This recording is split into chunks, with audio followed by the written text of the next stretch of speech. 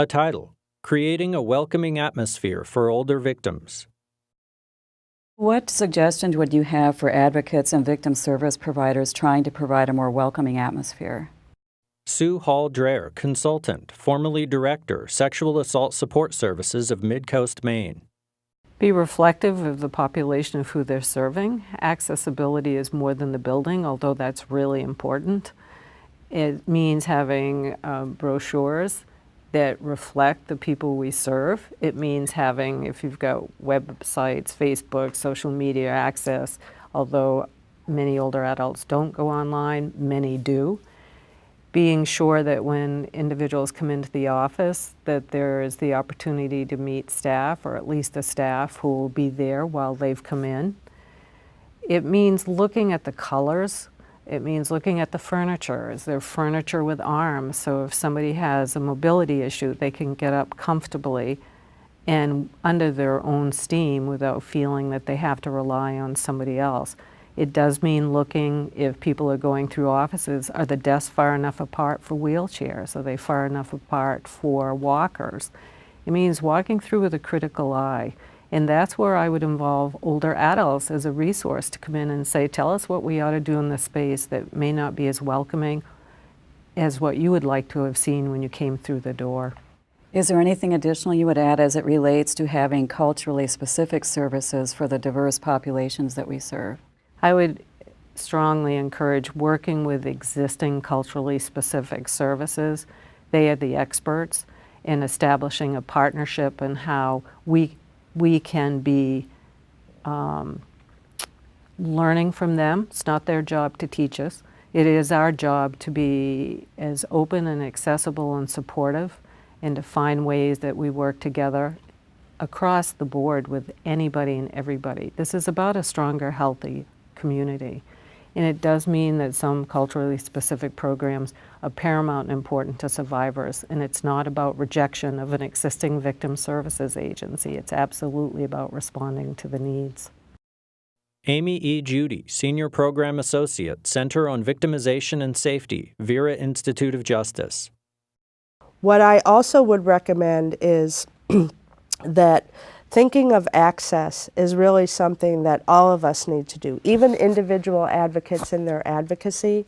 What is it that I can do so that this person that I'm working with, this victim survivor, that I'm sure that communication is effective, that they're receiving everything that they need, and the bottom line then becomes one of attitude.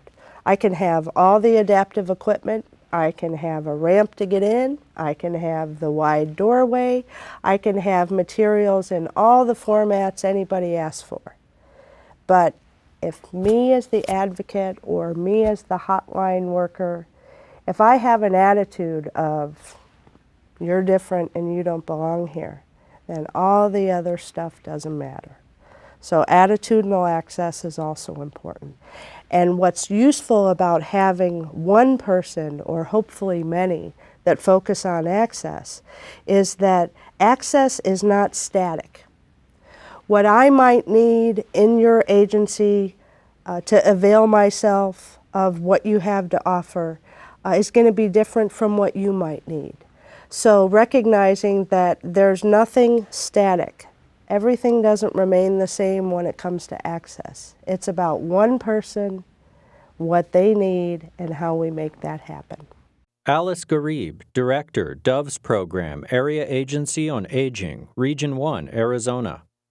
One of the questions we ask victims that we're working with are there any cultural, spiritual, ethnic, sexual preference considerations that we should know about, that you want us to know about, so that we can help make you comfortable? Do you have special dietary needs? Are there special times where you pray? And so scheduling meetings or case management appointments during that time will be avoided. I think it's okay if you're really sincere when you ask, teach me, educate me. I don't know. What is it you want me to know about your faith, your culture, your ethnicity? LaTrice Hogan, consultant, formerly director, Milwaukee Women's Center. I think your environment, providing a welcoming environment would mean the environment had things that look like the individuals we are serving.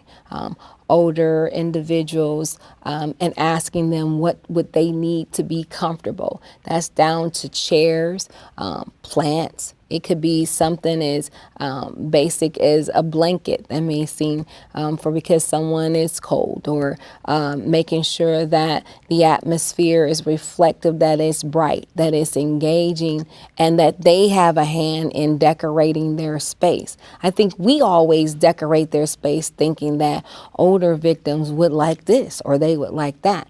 Asking them and engaging them in that process and providing, to your budget question earlier, a budget that is essential to the needs that will make them comfortable. What type of chairs are there? Would they rather have a couch, a recliner? What type of table? Does the group room need a refrigerator? If there's a place for them to cook, make meals, what is the atmosphere? Is it engaging that will cause them to feel like this is a place that's safe? And in an emergency shelter system, is this something that is doable right now as far as a home setting? Vicky Ybanez, Executive Director, Red Wing Consulting, Incorporated. When we think about a welcoming environment, I think that those that are in staff positions, we really need to think about having a mix of ages. So if we are an advocacy program that serves all ages, we need to make sure that the population of staff reflect the variety of ages. And then we also really need to recognize some of the physical limitations and physical challenges that an elder person might have. If they're going to be meeting with somebody, we don't want to send them up the long flight of stairs. We want to have the space to be more easily accessible, that's not going to be physically challenging to access, as well as having distractions with other noise and chaos in the environment when we're working with somebody. Anything additional you would say as it relates to culturally relevant services? I think it's important that we have access to traditional medicines, so that as an elder is first sharing, that we may be able to offer them some traditional medicines for comfort, or even having some traditional teas to just bring in a comfortable feeling. Logos appear. NCALL, www.ncall.us. Terra Nova Films, terranova.org. Funded by the U.S. Department of Justice, Office on Violence Against Women and Elder Justice Initiative. www.justice.gov/elderjustice. A disclaimer. This project was supported by grant number 2014 AXTA K050, awarded by the Office on Violence Against Women and by the Elder Justice Initiative, U.S. Department of Justice. The opinions, findings, conclusions, and recommendations expressed in this program are those of the authors and do not necessarily reflect the views of the Department of Justice, Office on Violence Against Women, or the Elder Justice Initiative.